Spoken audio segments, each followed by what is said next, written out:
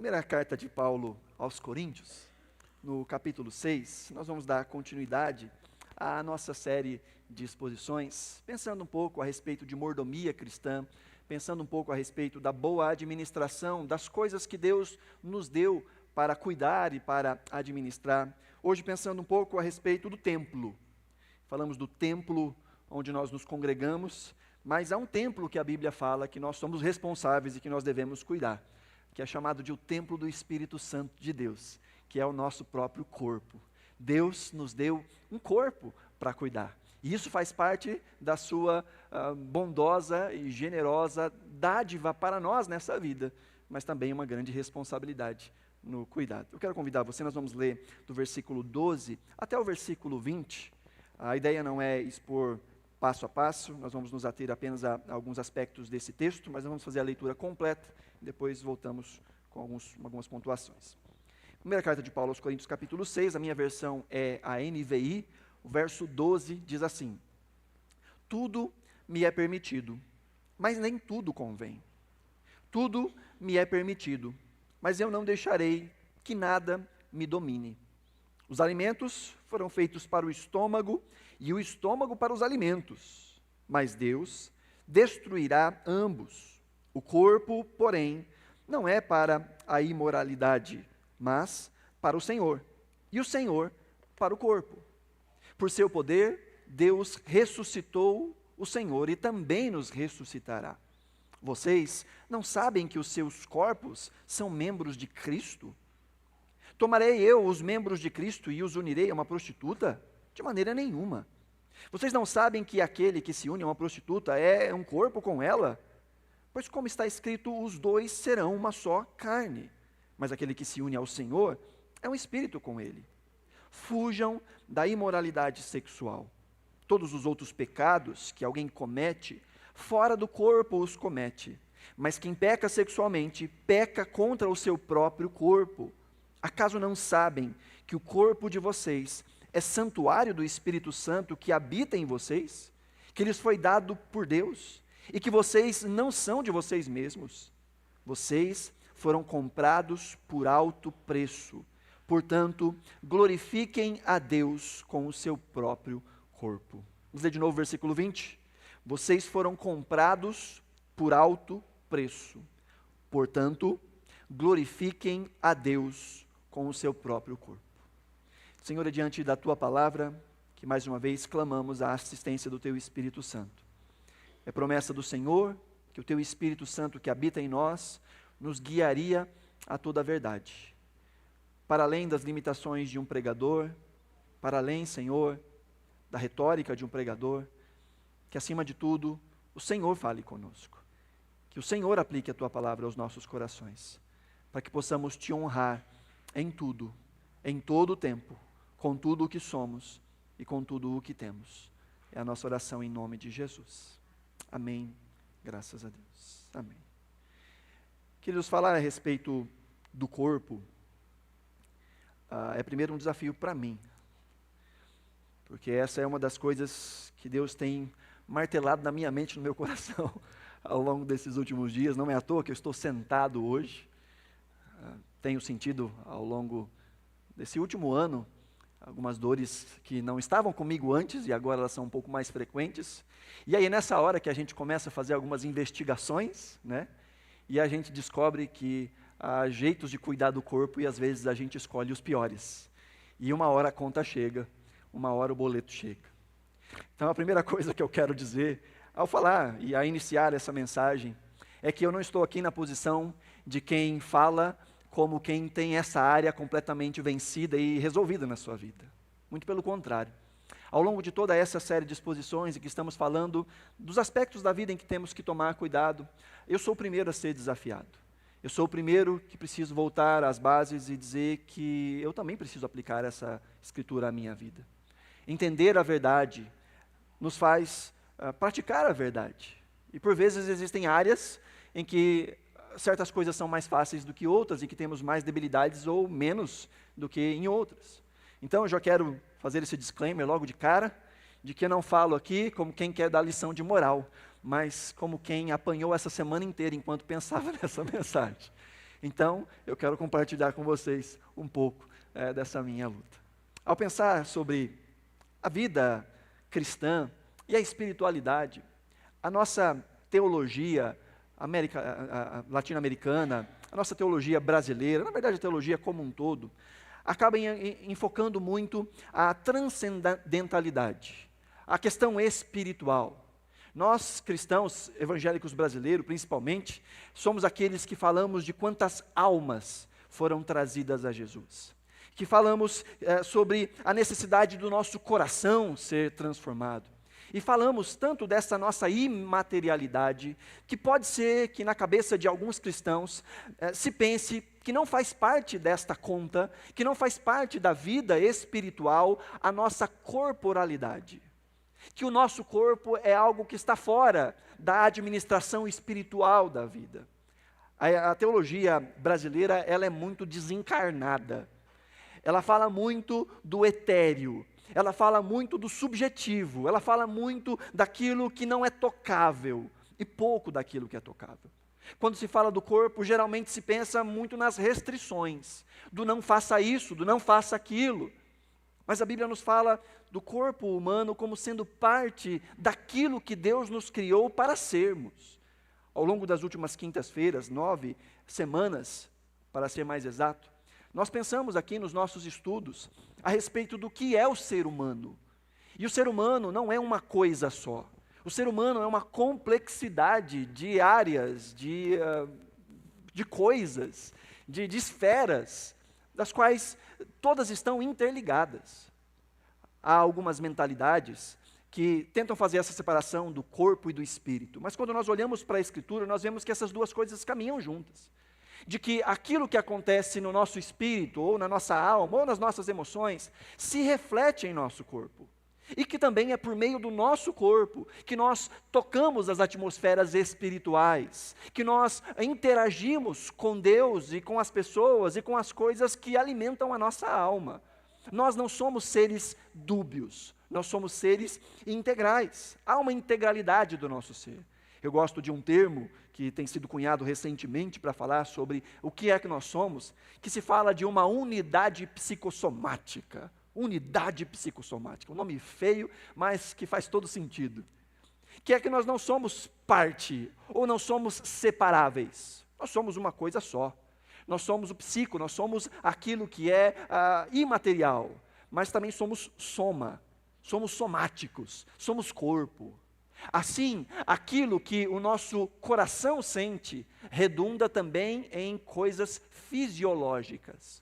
Aquele que padece de dores na alma, sente essas dores não só na alma, mas sente também no corpo. Cansaço, estresse, fadiga, dores abdominais, arritmia, problemas cardiovasculares e tantos outros. São sintomas fisiológicos de coisas que nós apontamos apenas para aquilo que é imaterial. Porque nós somos, ao mesmo tempo, uma coisa e outra. Quando a Bíblia fala da criação do ser humano, fala de Deus criando o ser humano a partir dos elementos desta terra, fez o homem do pó da terra, diz o texto, e nele soprou o fôlego da vida. Assim, diz a Bíblia, nos tornamos almas viventes. As duas coisas, matéria e não matéria. Nós somos, ao mesmo tempo, as duas coisas. O grande problema, queridos, é que com a queda, toda essa integralidade também foi bagunçada. Com a queda não foi somente a nossa separação espiritual com Deus, mas foi também o quebrar do nosso corpo, da nossa fisiologia, da nossa biologia. Deus fala de maneira muito clara a respeito da multiplicação das dores. Quando Deus fala a Adão que ele deveria se alimentar do suor, do esforço, do seu trabalho todos os dias, até que voltasse ao pó, porque do pó foi retirado. Deus estava dizendo da nossa degradação biológica. E é a partir da queda que também o nosso corpo é fraturado. É a partir da queda que nós começamos a experimentar doenças, fraquezas, dores, até o caminho em que se consuma a morte. Que do lado de cá, desde a queda, nós experimentamos, por exemplo, distúrbios hormonais, que não afetam apenas o nosso corpo, mas afetam a nossa disposição, afetam os nossos sentimentos. E muitas são as causas ou das dores de alma que muitas pessoas sofrem na nossa geração. Questões como estresse, como estafa, era chamado de estafa antigamente, hoje o termo mais bonitinho é burnout. Né? As pessoas que vão até esgotar as suas energias. O estresse, a depressão, as ansiedades, muitas dessas coisas são originadas no corpo físico. São debilidades também fisiológicas. Muitas delas são carências hormonais, muitas delas são carências de vitamina, muitas delas são falta de exercício físico. De coisas que tentamos depois complementar de maneira sintética ou de maneira medicamentosa, porque a nossa administração da boa alimentação e do exercício físico não está em dia. E de novo, eu começo batendo em mim a respeito disso. Mas essas questões biológicas afetam também as nossas questões emocionais e, por que não dizer, espirituais. Os questionamentos a respeito da nossa autoimagem. Desde a queda, nós não aceitamos tão bem o nosso corpo. E essa depreciação da autoimagem leva também a distúrbios alimentares, algo que tem sido muito falado também na nossa sociedade, as disforias de gênero, gente que não aceita a sua própria sexualidade. Tudo isso vem com a questão da queda. O nosso corpo não funciona mais como deveria funcionar. Também as desordens no nosso próprio autocuidado, de comermos o que não deveríamos comer, ou de comermos na quantidade que não deveríamos comer, de não termos limites, de irmos para os excessos. Mas também, por outro lado, existe o outro extremo, que é a divinização do corpo, que é a utilização do corpo como um instrumento da sua própria redenção, que é usar o corpo para ser aceito, seja por meio da sensualidade, da lascívia, seja por meio de uma tentativa de mostrar uma imagem muito mais bela por fora do que por dentro, seja aqueles que amam o espelho de maneira narcisística, seja aqueles que são viciados em academia e exercícios físicos, não por questões de saúde, mas por questões de vaidade estética. Tanto um lado quanto o outro são sintomas da queda. Tanto o desprezo com a saúde e com o corpo, quanto um apego idólatra da saúde ou da aparência, são questões que vieram a nós por causa da queda. E quando nós olhamos para a história da Escritura e o processo de redenção, a Bíblia nos fala também que Deus está redimindo o nosso corpo. E que na consumação, Deus também terá redimido o nosso corpo. Teremos um corpo diferente, um corpo glorificado, um corpo que não sofre mais as vicissitudes dessa vida. 1 Coríntios capítulo 15, Paulo fala de uma maneira muito extensa a respeito deste novo corpo. Porque Deus não salvou apenas a nossa alma, Deus não salvou apenas o nosso espírito, Deus nos salvou com tudo o que somos, tudo o que consiste ser humano, e isso envolve o nosso corpo. Deus nos salvou. É por meio do corpo que nós interagimos com essa realidade criada por Deus. Somos cidadãos espirituais que habitam um mundo material e que devem administrar o mundo material, e que fazem isso por meio da materialidade dos seus corpos. Paulo vai dizer em Romanos 8, versos 19 em diante, ele fala que a natureza criada aguarda com grande expectativa que os filhos de Deus sejam revelados. Ele fala da ansiedade da criação, na manifestação dos filhos de Deus. E mais à frente, no versículo 22, ele diz: sabemos que toda a natureza criada geme até agora, como em dores de parto. E não só isso, mas nós mesmos, que temos os primeiros frutos do Espírito, gememos interiormente, esperando ansiosamente a nossa adoção como filhos, a redenção do nosso corpo. Veja que Paulo está reconhecendo que a salvação já nos alcançou. Está reconhecendo que já existem os primeiros frutos do Espírito. Mas Paulo fala de uma maneira clara que este processo de salvação e de adoção como filhos de Deus ainda não terminou, ainda não se consumou de maneira completa. E ele aponta para essa consumação de algo que tem a ver com a nossa materialidade. Ele fala a respeito aqui da redenção do nosso corpo, dentro também deste contexto em que nós estamos sendo renovados aqui para uma vida que vai continuar lá. Que agora nós experimentamos em parte esta redenção, que será experimentada de maneira completa na consumação. E isso também envolve o nosso corpo. Então, nesse meio tempo, entre a queda e a consumação dessa redenção, nós estamos aqui no meio. Nós estamos nessa jornada, nós estamos nessa caminhada em que somos chamados a administrarmos bem o nosso corpo, a entendendo os efeitos da queda e entendendo o que seremos na eternidade, viver a eternidade agora, viver pelos padrões eternos agora, e isso envolve a administração do nosso corpo. E a Bíblia é muito clara ao falar a respeito da administração do nosso corpo. Existem ordenanças diretas, leis e mandamentos que têm a ver com a administração do nosso corpo. Além disso, existem instruções das mais diversas, principalmente nos livros de sabedoria, falando sobre como administrarmos bem o nosso corpo, a nossa saúde, a forma de comer, a forma de beber, a forma de administrarmos os nossos impulsos, os nossos apetites. Importante nós entendemos, queridos, que o ponto principal da salvação não é nos colocar no céu. O ponto principal da salvação não é nos colocar no paraíso. O ponto principal da salvação é colocar o paraíso em nós. É colocar o reino de Deus em nós, enquanto estamos na caminhada até o reino.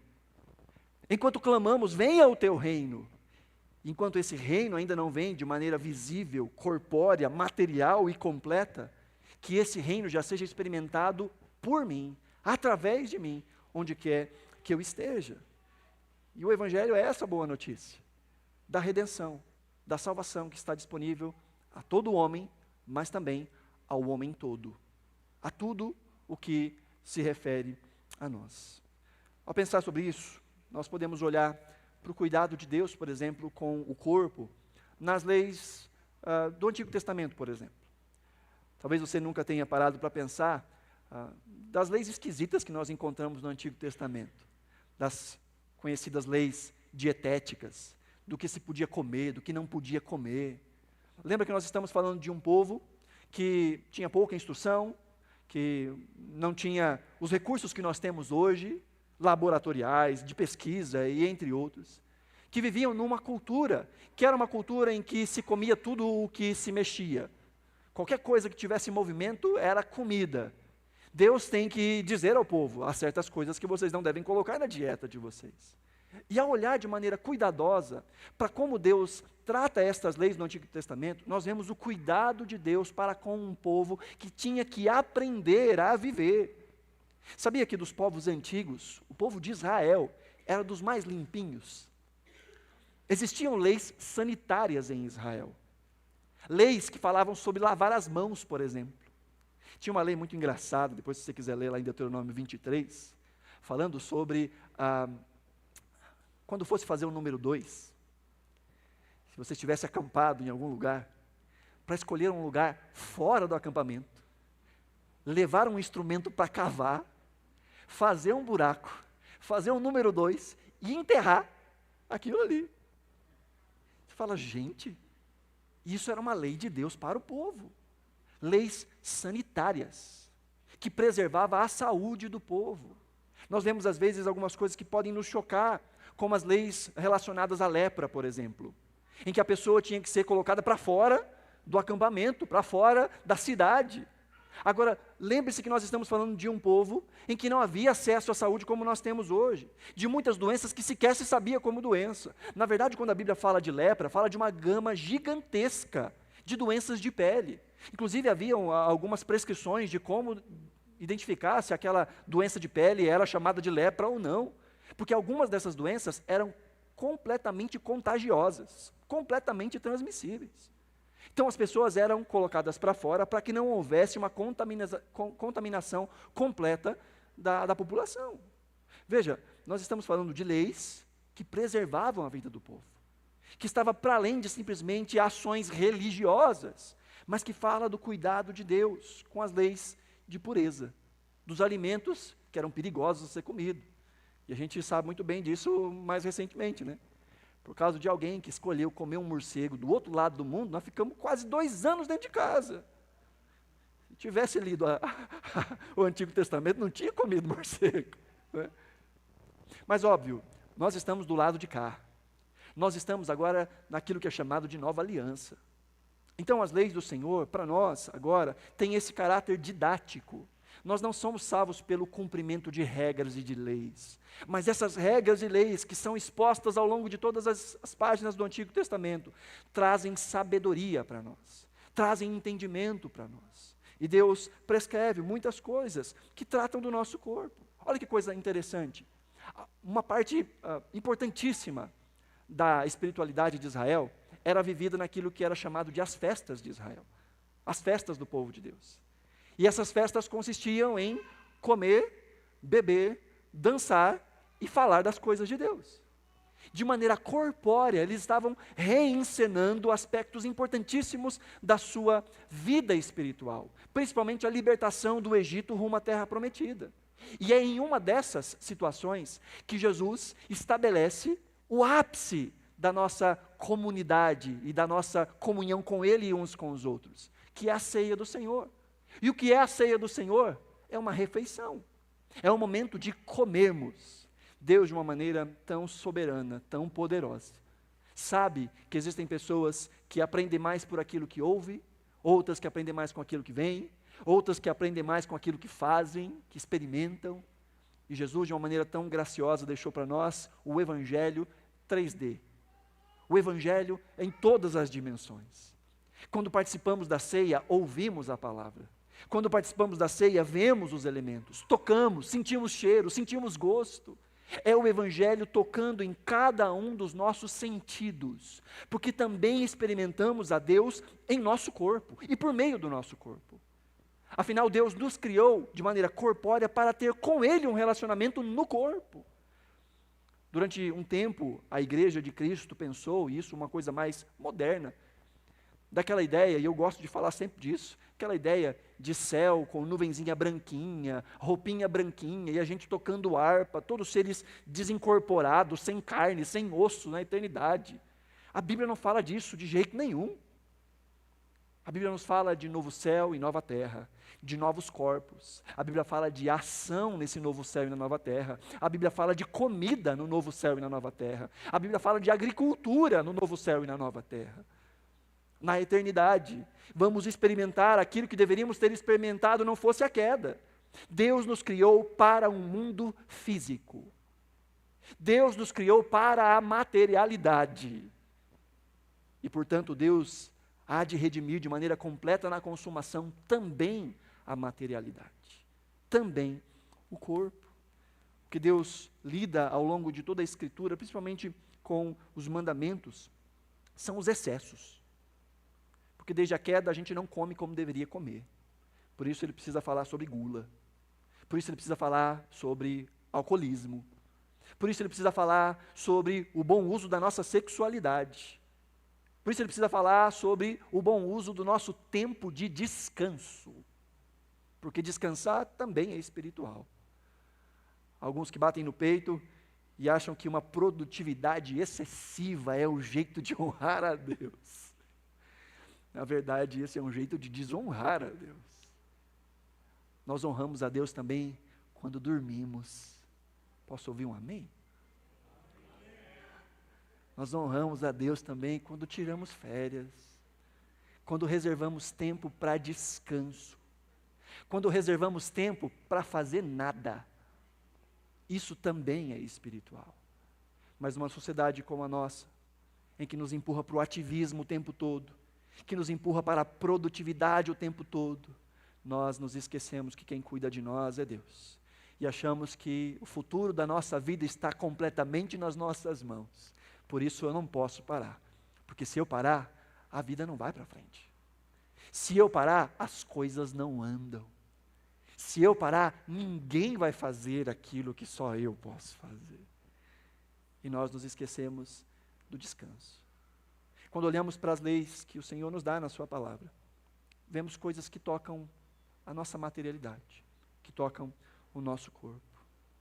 E por que não dizer que as disciplinas espirituais, a oração, o jejum, a meditação, a solitude, o serviço, todas essas coisas espirituais também têm benefícios corpóreos, biológicos.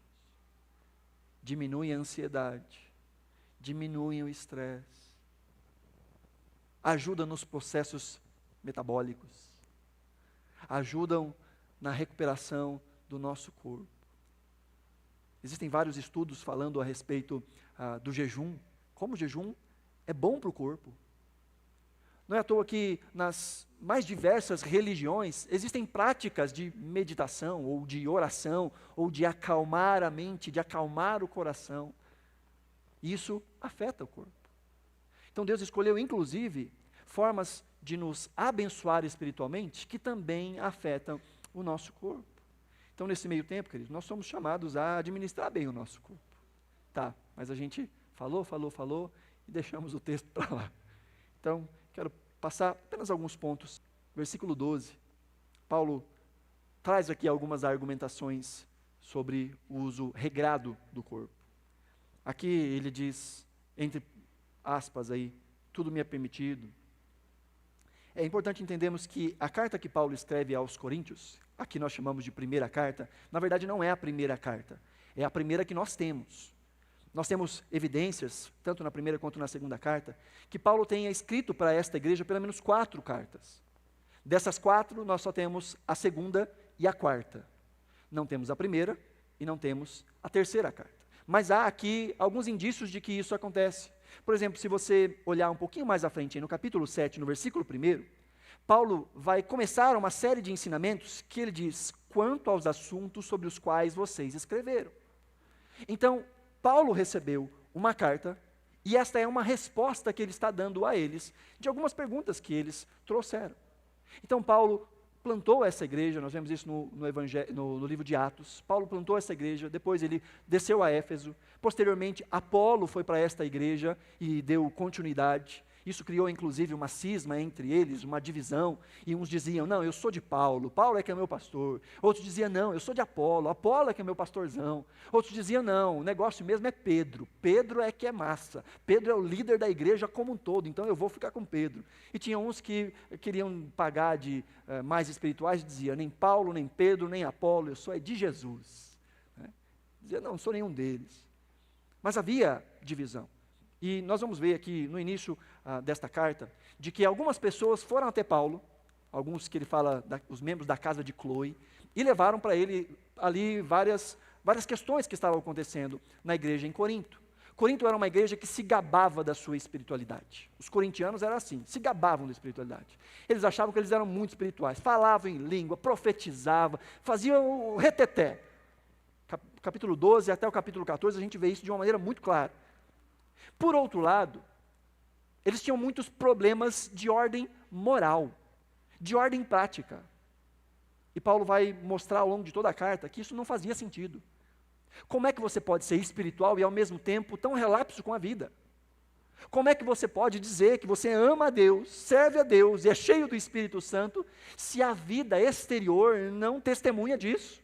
Então Paulo vai endereçar vários assuntos complicados nessa carta. Na verdade, essa é uma das cartas mais duras que nós temos na Escritura, em que Paulo trata de imoralidade sexual, Paulo trata de irmão que estava processando o irmão na igreja, de um indivíduo, ele fala aqui no capítulo 5, de um indivíduo que estava dormindo com a madrasta. Um negócio esquisito demais. E Paulo fala assim, como é que vocês podem dizer que vocês são crentes, gente, cheios do Espírito Santo, estão deixando esse monte de coisa acontecer no meio de vocês?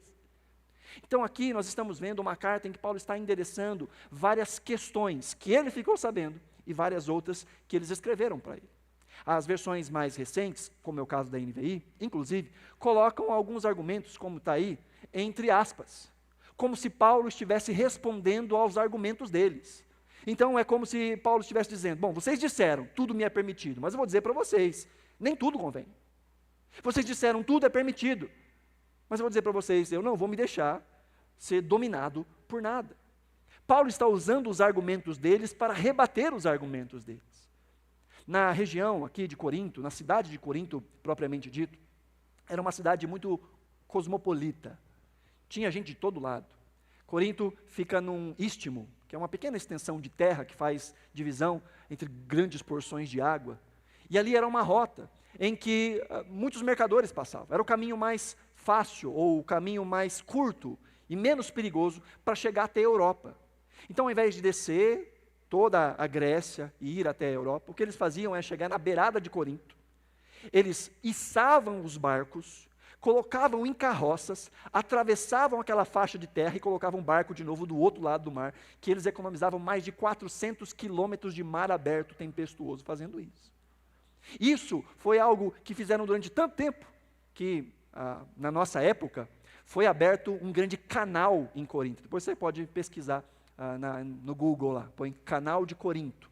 Um canal onde agora os navios passam por dentro do continente ali. Então era uma rota em que vinha gente de todo lado, com todo tipo de religião, com todo tipo de pensamento. Era uma cidade muito urbana. E havia ali um templo a Afrodite, a deusa da fertilidade. E que uma das formas de adorar essa deusa da fertilidade era por meio das prostitutas cultuais. Que quando ia caindo a noitinha, mais de 1000 prostitutas desciam do templo de Afrodite e iam até ali a terra e faziam de tudo que se pode imaginar. Paulo vai dizer que muitos desses irmãos, isso um pouquinho antes aí, muitos desses irmãos saíram dessa vida, se converteram dentro deste background. O que acontecia é que muitos deles continuavam com algumas práticas desta velha vida. Inclusive diziam, tudo é permitido. Talvez se apropriando de alguns ensinos de Paulo, e presta bem atenção nisso. Alguns ensinos de Paulo em que ele falava sobre a salvação pela graça, que não é por meio das obras, que nós não estamos mais debaixo do jugo da lei, que nós não somos mais aqueles que serão punidos pelo jugo da lei. E alguns podem dizer, bom, já que eu estou salvo, já que a lei agora não tem mais esse caráter punitivo sobre mim, então eu posso fazer o que eu quiser. Tudo é permitido. Tudo é permitido. E Paulo diz, não é assim que as coisas funcionam. E ele vai ao longo de toda a carta falar de pecados, falar de coisas que são reprováveis diante dos olhos do Senhor. Mas aqui, Paulo fala inclusive das coisas que não são pecado, de coisas que não são ilícitas. Mas ele diz, existem certas coisas que não convêm. Veja, ele não está falando de pecado, ele está falando de coisas que não convêm. A tradução mais literal para não convém seria mais ou menos algo como não é útil, não é proveitoso, não é algo que tem um valor a ser feito. Ou seja, não é porque eu posso fazer alguma coisa que eu devo fazer essa coisa. Existem certas coisas que não são pecado em si. Experimentar a vida, aproveitar os prazeres da vida, não é um pecado em si. Mas existe um jeito pecaminoso de experimentar a vida. Existe um jeito pecaminoso de desfrutar das benesses de Deus neste mundo. Comer não é pecado, mas existe um jeito pecaminoso de comer. Os nossos apetites sexuais não são pecado, mas existe um jeito pecaminoso de viver a sexualidade. A Bíblia vai nos falar sobre estes excessos, do jeito que se faz. E a gente pode transferir isso para tantas coisas. Por exemplo, mexer no celular, internet, não é pecado. Amém? Mas existe um jeito pecaminoso de usar essas coisas. Entretenimento, Netflix, a saída com os amigos, isso não é pecado. Mas existe um jeito pecaminoso de administrarmos a vida. Principalmente quando se fala aí a respeito dos excessos. Paulo diz, eu não vou deixar que nada me domine, que os meus apetites me dominem, porque é muito fácil ser dominado pelas coisas boas da vida, é muito fácil ser dominado. E entre os crentes existe um ditado maldito, que diz, crente não bebe, crente não fuma, conhece esse? Mas come, né? E se esquece que gula também é pecado, que excesso também é pecado. Veja, o que o diabo faz conosco, o que a queda fez conosco. Não foi simplesmente enfiar aqui na terra um monte de coisa que não existia e que agora é pecado. Não. Mas distorcer as boas dádivas que Deus nos deu. Distorcer as coisas que são justas e lícitas. Por isso, comer é um ato de graça. Adão comia no Éden, sabia disso? E não era para viver, não. E nós vamos comer na eternidade. Amém?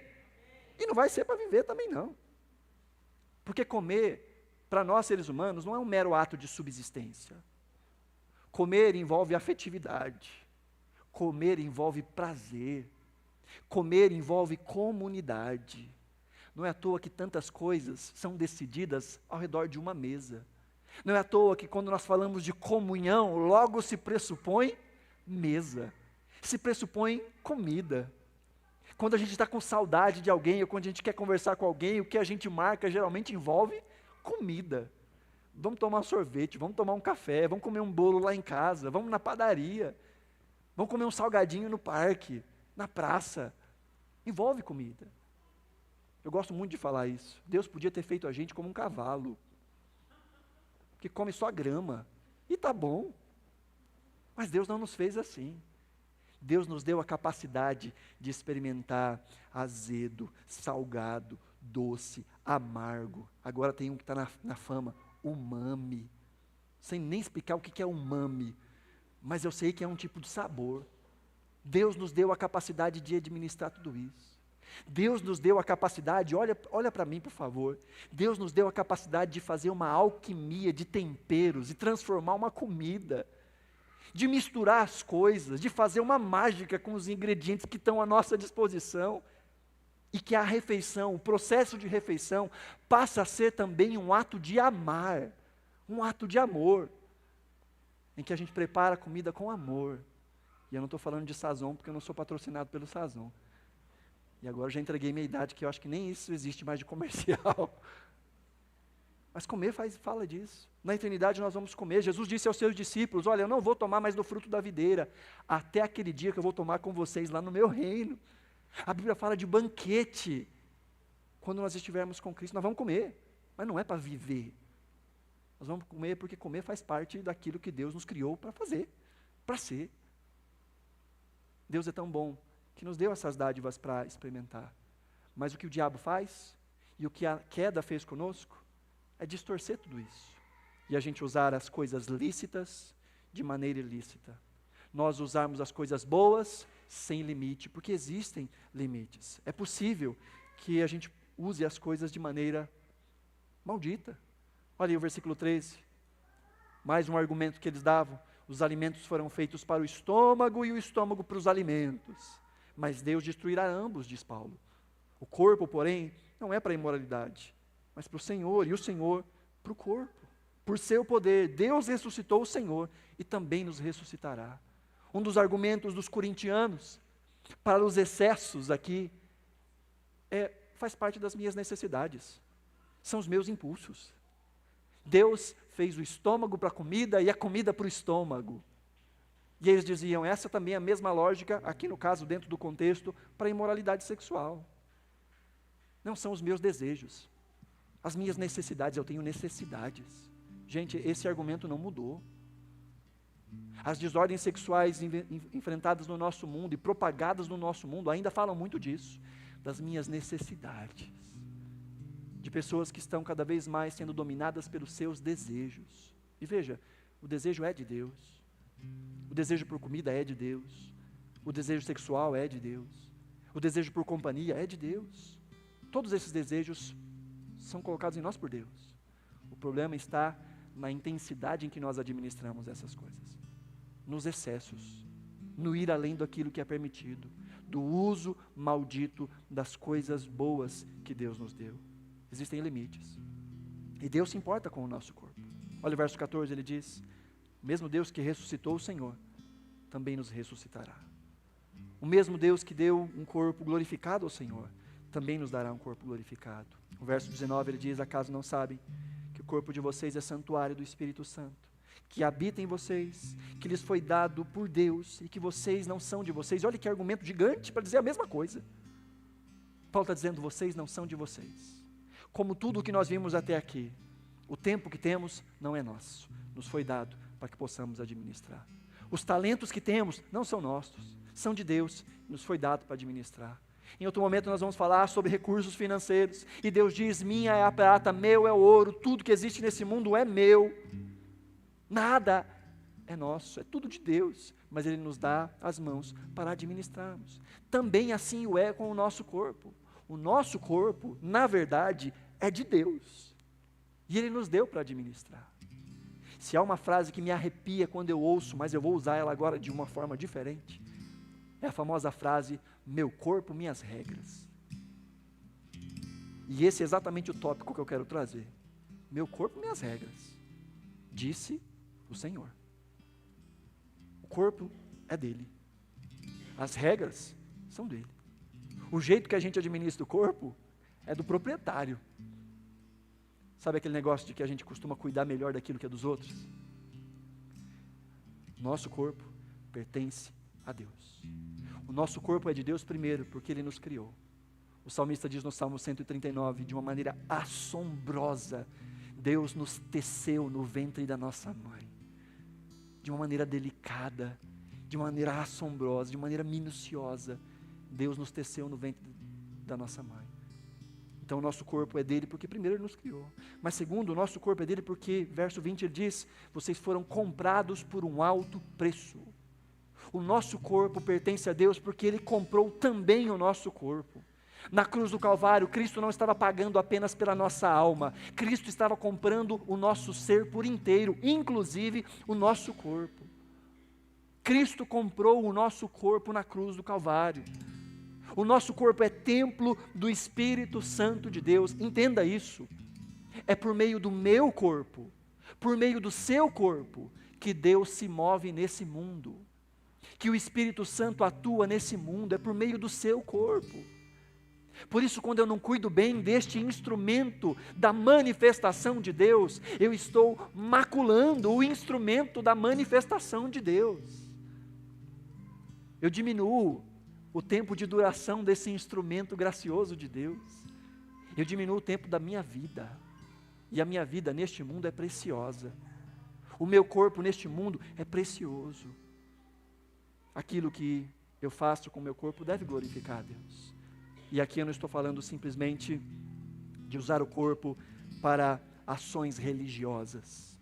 Usar o corpo para oração, para adoração, para o cântico. Eu não estou falando disso. Paulo está falando isso dentro de um contexto de um uso adequado do corpo. De um uso não excessivo das dádivas de Deus nesta vida. De uma administração correta da nossa saúde. Paulo diz que quando cuidamos bem do nosso corpo, estamos glorificando a Deus. E o contrário é verdadeiro. E de novo, eu estou apanhando mais do que você possa imaginar. Quando nós comemos mais açúcar do que devia, nós estamos desonrando a Deus no nosso corpo. Quando nós evitamos os exercícios físicos, nós estamos desonrando a Deus com o nosso corpo. Muito se fala de vícios, muito se fala de hábitos, mas nós esquecemos de alguns dos vícios permitidos, dos hábitos maléficos que são permitidos, de coisas simples, que fazem parte dos nossos deleites. A boca foi feita para comer, sim, mas seja comer ou seja beber, a Bíblia nos diz, façam tudo para a glória de Deus. Conta-se a história de um grande comentarista bíblico chamado Moody. Moody tinha um pregador que ele gostava muito, que era o Charles Spurgeon. E ele queria muito conhecer o Charles Spurgeon. E um dia ele foi até onde o Charles Spurgeon estava. E Spurgeon, por ser um inglês, numa época também que havia poucos estudos, ele tinha o prático de fumar charuto. Fumava charuto. E ele bateu então, o Moody bateu na porta da casa de Charles Spurgeon. O Spurgeon abriu a porta com um charuto na boca. Moody deu um pulo para trás e falou assim, como assim? Como o servo de Deus pode usar isso? Como um servo de Deus pode ter isso? Só que Moody era gordinho. E Charles Spurgeon apontou para a barriga dele e disse: como um servo de Deus pode usar isso? Como um servo de Deus pode ter isso? Nosso corpo precisa glorificar a Deus, queridos. Por isso, a título de aplicação, eu desperdiço o templo do Espírito Santo se eu não entendo que eu sou um ser integral e não meramente um espírito que tem um corpo. Eu sou um ser integral. Tudo o que eu sou deve glorificar a Deus. Segundo, eu desperdiço o templo quando eu me entrego a hábitos e vícios que destroem a minha saúde. Quando eu não tenho uma visão correta e abençoada do corpo. Quando eu não glorifico a Deus com o meu corpo, eu estou desperdiçando este templo.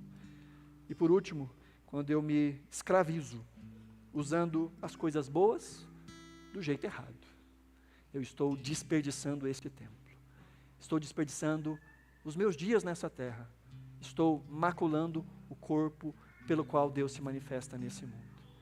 Para a gente pensar aí e aplicar. Primeiro, é por meio do meu corpo que Deus se expressa nesse mundo.